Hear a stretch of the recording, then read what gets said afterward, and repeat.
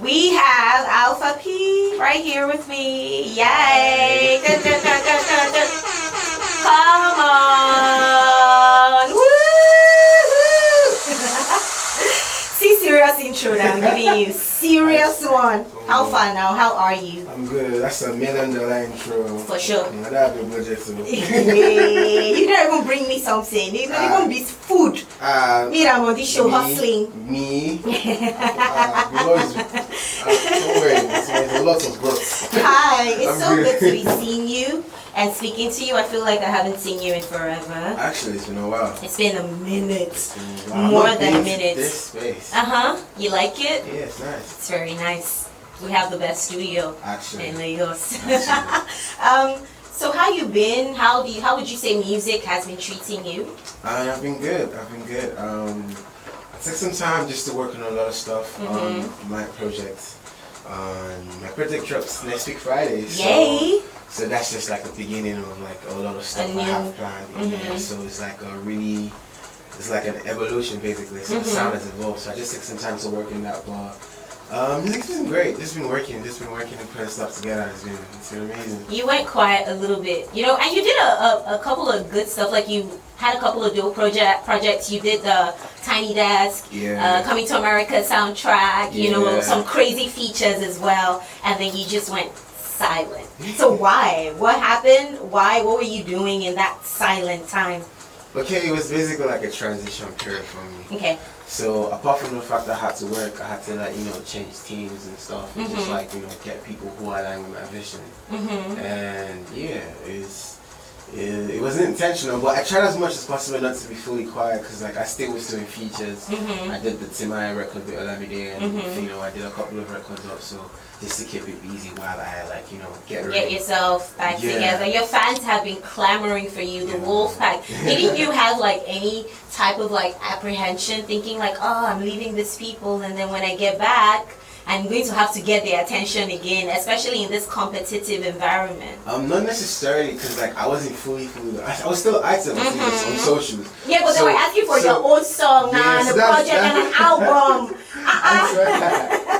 Every single day I woke up, every time I make a post. So sometimes I don't even want to post, but I'm just like, the first 10 some comments are going to be like, where's new music? Where's new music? I'm like, I just dropped. They're like, I don't care about that. Where's your own music? But the reason why I didn't take that personal, because even if I drop a song today, next week Friday, someone's gonna ask me where's new music. Yeah, well, there's that. Some people are just not. Some people are just not on job like that. But yeah, what would you say before we get into the new stuff? What would you say that you've learned in this time? Of just putting your team back together. You're back to the music scene fully, right? Not like you ever really left, but it was one leg in, one leg out before, and now you're back fully. And what would you be doing differently? How would you be approaching it differently? Just doing anything I need to do. I feel like people just need to hear more. I feel like the people deserve this consistency in terms of drops and in terms of me and everything. I feel like it's just doing what feels right to me at this point. I don't really have I have to do this and do that. I just feel it should just be as natural as possible. But as long as I know I'm feeding my fans with content, with music, with a lot of stuff I'm planning, it's just that feels good. Are you outside more now? Because I know that you didn't really like social media and just mixing so much. You're in your own space most of the time. Has that changed? I'll say yeah. Because I hadn't dropped my own music, so to just be online every single day, it's just I couldn't turn influencer. No. So it just feels like people really want to hear your music. So once that was in there, I tried as much as possible to be consistent with socials, but it just made more sense to do that when you have music out and when you're actually pushing something. So yeah, I feel like I'm more not necessarily outside physically, but I'm more outside. Yeah, I'm more active. I'm way more active. Yeah. I like that. So now we're back. Now we're in the future. We've spoken about the past a little bit. You're signed to Penthouse. Shout out to Fino. Shout out to Fino. Did you have any apprehension, with signing again to another label? you know, because you used to be with the label. I'm not sure how that turned out. Okay. You know, and then now you're signing. Did you think about it deeply? Did you have any like apprehension saying that I'm gonna do this again? Okay. And if you didn't, what made you so confident with Penthouse and Fino? So Fino and I have been like going cool for like a long time. That's like an OG I was respected from afar. But like we met we've always been cool for like maybe like 2-3 years now. We've always just been putting up recording, just like chilling, talking. He's always asking me like, oh, what's going on with you? What's happening? What's going on? Like, so when it got to a point that I was done with my deal, we had a conversation. He was like, yo, bro, let's get active, let's work.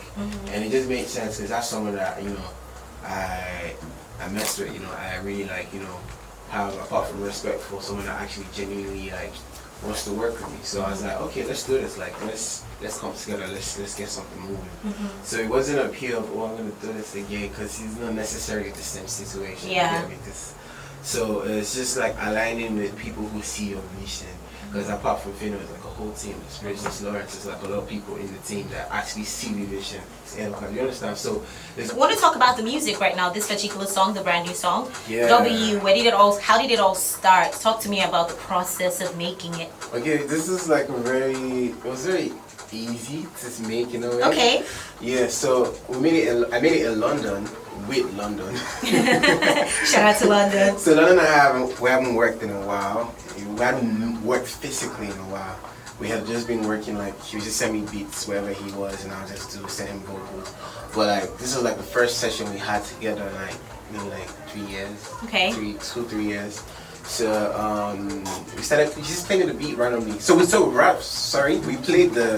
played everything from scratch. So he played there's this guy called Aody, he played the guitar. Okay. So he played it randomly, and I was like, yeah, that's crazy. Then he started playing the drums, and I was just like, okay, this sounds like something that would make a lot of sense.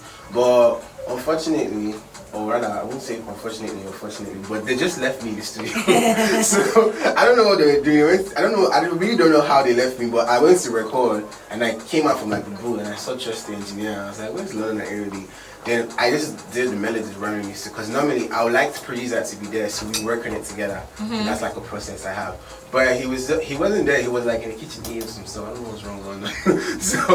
So I just did the melodies randomly, and I didn't like it. I wasn't sure of it, because like I really like the producer to be there. Okay. So that's like how my process is. Like he would like. We'll just both of us were aligned. So like if I don't like a certain part, he'll change it, or he'll tell me. So he wasn't there, so I was just like, okay, let me just do this, and I'll go look for them, and then we'll come back and finish it. So maybe I could go back to the studio with him and Aody, like, yo, we need to finish this now. Like I was gonna like, should I change this to that? I was like, no, you like it as it is. He's like, no, let's just leave it. Like even the I was trying to put words. He was like, why are you trying to put words? And that's my favorite part now. Yeah, he was like, why are you trying to put words? I was like, okay, no, let's just leave it. Let's just do it. Then I had to break. I came back to Lagos, and I met with Baro, and I told him my project, and I told him that I really wanted him on one of the songs, and he chose this one. So he was just like, play that one again. So you played him a couple? Yeah, I played him the whole project, and I was like, yeah, I really want you on one of the songs. That would be nice. And he was just like, yeah, this one. And that was not the one I wanted in my head. So this is just like first time I'm saying it. That was not the one I necessarily thought he would like. Like there was a way I put it in my head. Like, I didn't think he would like this one. I thought he would like a different one. But like, yeah, he was just like this one. And that day, so funny thing with this song is he gave me 3 verses. Okay. So in a session, he gave me a verse. I went home. So we were in a session till like 5 a.m. So I went home. I woke up at like 11.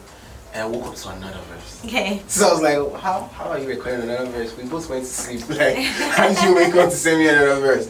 Then when it was close to like the video shoots, and he just sent me a 3rd verse. Like it was actually very. So which one did you end up using? The last one, the 3rd one. The 3rd verse. Yeah. So it was just crazy. It just showed that he really loved the record, because he just kept recording on it. 3 verses. And he told me this thing. After like we're done with everything and we shot the video, he was like, if you had more time, he might have sent me another one.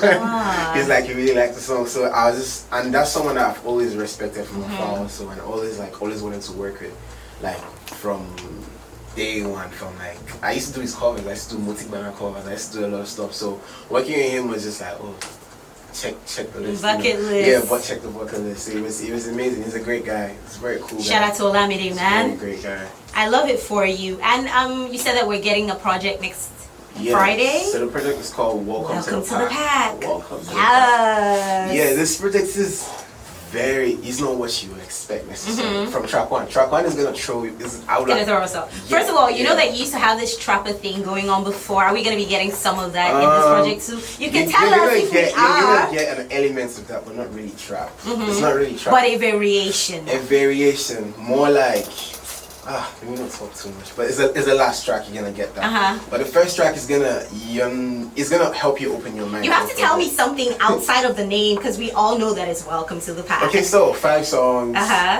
Okay, so all the songs are produced by all the songs apart from W are produced by one guy called Kemismallzz? Yeah. The artist? Yes. Oh, he produced all the songs apart from one? Yeah, and it's featured on one of the songs also. So the pre-ad is on, the pre-ad link is out, so like people can see the track list on Apple Music. So, but like, yeah, so that's a fun fact. We've worked on so much music that eventually he just put it together. Yeah. So wow, I'm looking forward to hearing that now. Shout out to Kemismallzz. I like Kemismallzz. I like his music as well. Ooh. Okay, so in all of this, we have the project coming out. We have W out. I want you to quickly give a shout out to the designers, cover arts, artists, all of those. Because I feel like we talk about music a lot of times from like producers and stuff, but like the people that design the cover arts, the creative directors, they're a huge part of it, So what's that art about? Who was behind it? What were you trying to do with the leather gloves? Okay. So that was Varen. There's a guy called Varen. Okay. He's a really dope guy. So the photo shoot basically started in McPain, but the artwork is Varen. There's a guy called Varen. He's very talented, a very young guy, very 2 a.m. in the morning. Bro, please can you change this? Like he changes it 10 minutes later. He's very active. Okay. So like shout out to Varen. Shout out to Varen. Shout out to McPain. Yeah, shout out to McPain as well. Yeah. All right. So while we're waiting for the project on Friday, excited, looking forward to that. Anything else you'd like to add? What have you been getting up to outside of music? What's a new hobby of yours that you've you're into now?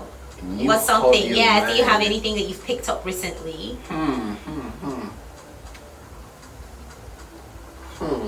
I don't like talking about some sad things. Wahala. This hobby must be serious. No. Nothing crazy. I saw that you were doing some athlete stuff. You were making baskets, playing table tennis. I left my medals at home. Which medal? How many times did you shoot that video? Actually represented Nigeria. How many times did you shoot? Once, actually. And you were making all of those with the bowling and everything. Everything it was one take.